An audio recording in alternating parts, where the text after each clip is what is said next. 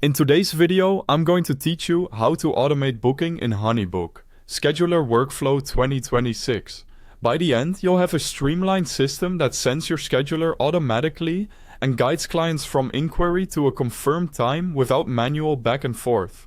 First, open your browser and go to honeybook.com. If you're not already signed in, log into your HoneyBook account. This part is quick. Enter your credentials, and if you're prompted for a verification code or security check, complete that to continue. Once you're in, you'll land on your main dashboard. This is your hub for projects, tools, and insights. Look to the left-hand sidebar. That's your primary navigation.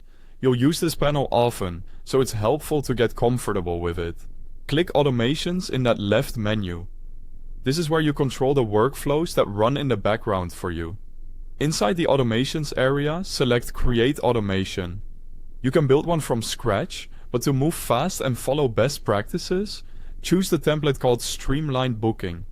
Click it to open. You'll be taken directly into the automation editor. Think of this as your workflow canvas.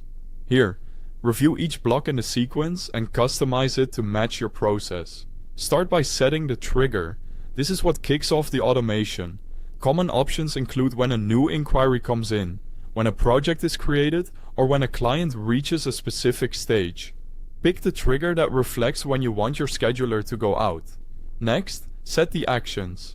Typical actions include sending an email template that contains your scheduling link, sending a form or questionnaire if you gather details before booking, or adding a brief delay to space communications naturally.